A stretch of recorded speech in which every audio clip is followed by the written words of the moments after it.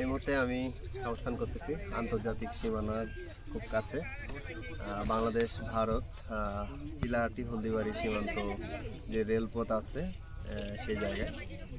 এই রেলপথটি 1965 সালের পাক ভারত যুদ্ধের পরে বন্ধ হয়ে যায় এবং পরবর্তীতে 2020 সালের 17 ডিসেম্বর বাংলাদেশের সাথে যোগাযোগ স্থাপনের জন্য এটা পুনরায় চালু করা হয় এবং 2021 সালে এই রেলপথটি বাণিজ্যিকভাবে চলাচল শুরু হয়, কিন্তু 2024-এর গণ অভ্যুত্থানের পরবর্তী সময় এই রেল লাইনটি বন্ধ হয়ে যায়। আবারও কবে খুলবে আমি জানি না, আমি দেখানোর চেষ্টা করতেছি।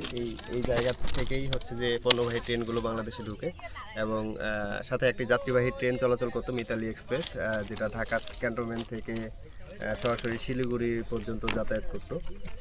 এই জায়গায় আজকে আসছি এবং আসে শুধু একটাই প্রশ্ন যে আবার কবে চালু হবে বাংলাদেশ ভারত এই রেলপথটি, নাকি বন্ধই থাকবে সেই পাক ভারতের পর যেরকম বন্ধ হয়ে গেছিল সেরকম বন্ধ হয়ে যাবে। এটি আসলে আমার প্রশ্ন না, শুধু সকলেরই প্রশ্ন যে এই রেলপথটি কবে চালু হবে। আরেকটি বিষয় হচ্ছে যে এই যে এখানে যে সীমান্ত আছে, এই সীমান্ত দিয়ে 2015 সালে যে ছিটমহল বিনিময় হয়েছিল তৎকালীন সরকারের সাথে, সেই সময় যে লোকজনগুলো ছিল হলদিবাড়ির খুব কাছে, আমি যখন ইন্ডিয়াতে গিয়েছি আমি দেখছি যে তাদের ক্যাম্পগুলো এই পাশেই এইখান থেকে সব মিলে যে 10 কিলোমিটারের মতো হবে, ওই জায়গাতে হচ্ছে যে তারা বসবাস করতেছে। আমি দেখাই একটু, এই যে বিএসএফরা এই জায়গাতেই হচ্ছে যে তারা ডিউটি পালন করতেছে, ওটা ইন্ডিয়ান গাড়ি চলতেছে। এখানে শুক্রবার হলেই অনেক লোকজন আসে ঘোরার জন্য। আমি একটু দেখানোর চেষ্টা করি, এটা কিন্তু ভারত। আর ঠিক এই জায়গা থেকেই হচ্ছে যে ছিটমহলের লোকজনগুলো ভারতে প্রবেশ করানো হয়েছিল।